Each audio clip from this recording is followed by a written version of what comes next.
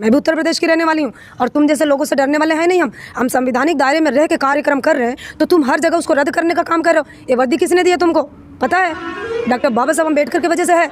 आज संविधान नहीं हुआ तो आज इतनी हिम्मत से आप नहीं बोलते, ना मैं बोलती। पूरे भारत देश से लोग बसें कर करके आए हैं और उनमें भी कुछ लोग नागपुर के बाहर ही रुक गए थे, क्योंकि बॉर्डरों पे पुलिस लगा के उन लोगों को रोकने का काम किया गया था।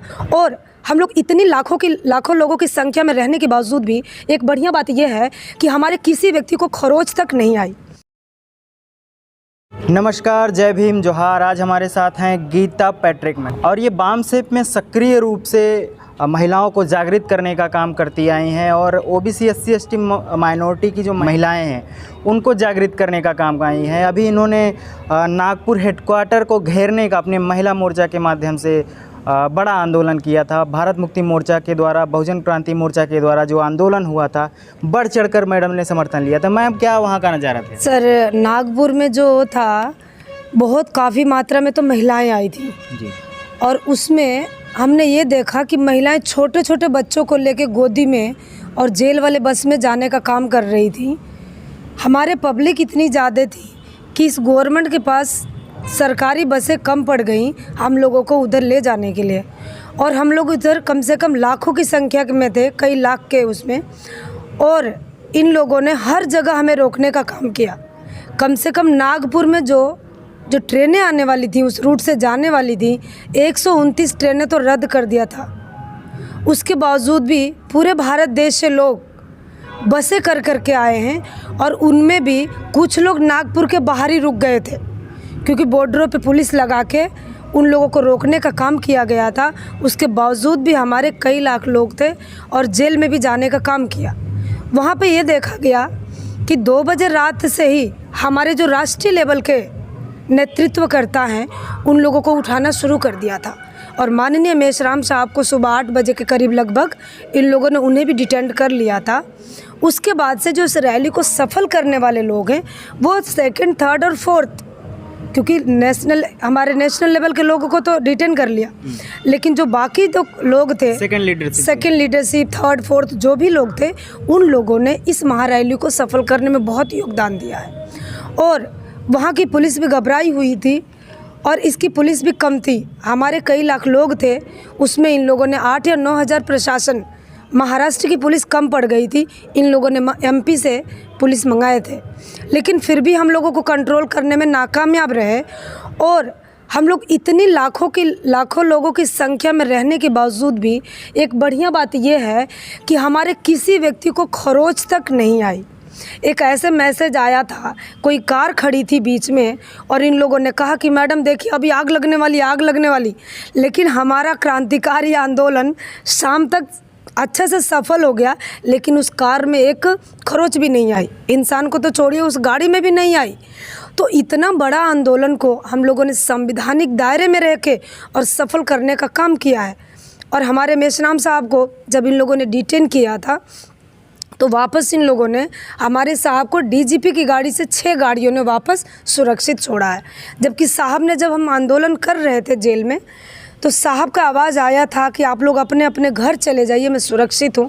लेकिन हम लोगों ने खड़ा होकर पूछा, हम नहीं जाएंगे, इतने हमारे साहब को छोड़ नहीं देते, हम एक भी व्यक्ति यहाँ से हिलने वाले नहीं। तो हम शाम 6 बजे तक वहाँ रुके रहे।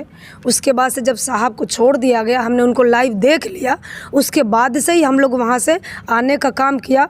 और प्रशासन ने भी बहुत अच्छी तरीके से हम लोगों को जहाँ से उठाई थी इंदिरा चौक से, वहीं पे गाड़ियों में भर के, बस में भर के वहाँ पे छोड़ने का काम किया।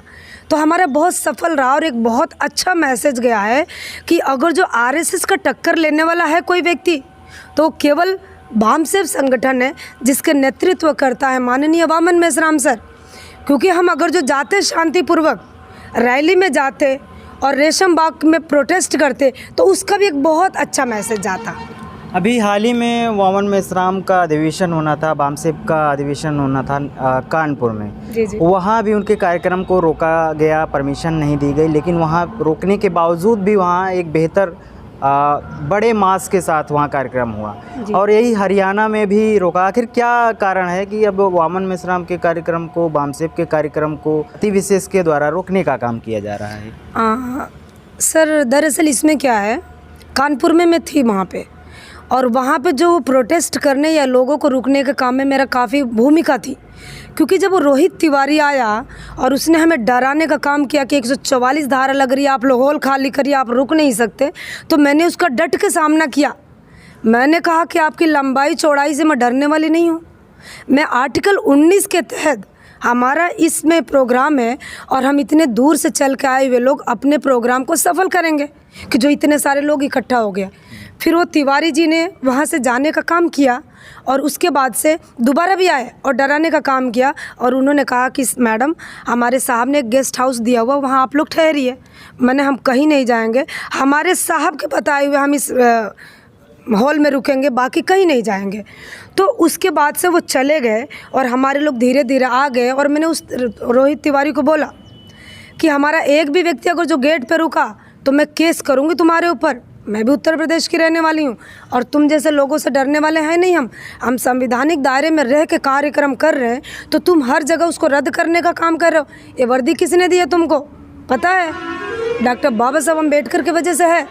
आज संविधान नहीं हुआ तो आज इतनी हिम्मत से आप नहीं बोलते, न मैं बोलती। और आप लोग डरे हुए लोग हैं। अरे हमारे पास तो देखो न गोली है न बंदूक है, हम सिंपल एक झोला लेके एक बैग टांग के और आते जा रहे हैं। आपको कभी हमने दुख दिया है? और तुम लोगों ने इसी हरियाणा का जो आपने बोला है, वहाँ पे हमारा एक डीएनए कॉन्फ्रेंस था, तो वो डीएनए कॉन्फ्रेंस में ये जो मनुवादी लोग हैं ये लोग डरे पड़े हैं, क्योंकि डीएनए कॉन्फ्रेंस जब रखा गया था तो पूरे देश भर में एक अच्छा मैसेज आता कि कौन देश का रहने वाला है, कौन विदेश का रहने वाला है। तो इससे दूध का दूध और पानी का पानी पूरी जनता के सामने आ जाता। तो वो पता नहीं लगे, इसलिए उस हरियाणा में जो राखी गढ़ी में रखा गया था डीएनए कॉन्फ्रेंस, उसको रद्द करने का काम किया पुलिस प्रशासन बल्कि के ब्राह्मण लोगों ने रद्द किया। लेकिन हम उसको रद्द नहीं मानते। क्यों? क्योंकि हमारे साहब ने इमरजेंसी मीटिंग बुला के और वही कॉन्फ्रेंस दिल्ली के अंबेडकर भवन में रखा 27 जून 2022 को। उसमें भी मैं प्रस्तुत थी, अकेली महिला थी, और वहीं पे हमारे साहब ने ऐलान किया था कि कोई बात नहीं, हम लोग इस कार्यक्रम को आगे बढ़ाते रहेंगे। और वहीं 27 जून 2022 को ही साहब ने घोषित कर दिया था कि हम आरएसएस के हेडक्वार्टर पे चढ़ाई करेंगे। उसमें 1.5 लाख की संख्या दी गई थी, लेकिन उसके अनुसार हमारे लोग ज़्यादा भी बढ़ गए थे। तो हम डरने वाले लोग नहीं हैं, हम अपने जान की बाजी लगाएंगे, देश को बचाएंगे, युवाओं की शिक्षा बचाएंगे, हमारे जो बेरोजगार लोग हैं उनको नौकरी देने के लिए लड़ाई लड़ेंगे, महिलाओं के जो भी अन्याय अत्याचार हो रहे उससे भी हम लोगों को न्याय मिले उसके लिए लड़ाई लड़ेंगे। और अभी तो ये लड़ाई है, बाकी आगे लड़ाई है। 6 अक्टूबर के बाद वामन मिश्रा द्वारा एक ऐलान किया गया था कि चरणबद्ध आंदोलन का, जिसके 2 चरण बीत गए हैं और 6 तारीख को जेल भरो आंदोलन है। जेल भरो आंदोलन में कितने लोग जेल जाने वाले हैं और क्यों जेल जाने वाले हैं, ऐसा लोगों का सवाल रहता है। इस पर आप क्या कहेंगे? हाँ देखिए, 6 तारीख का जो जेल भरो आंदोलन है उसमें कम से कम 11 लाख लोग जाएंगे जेल में।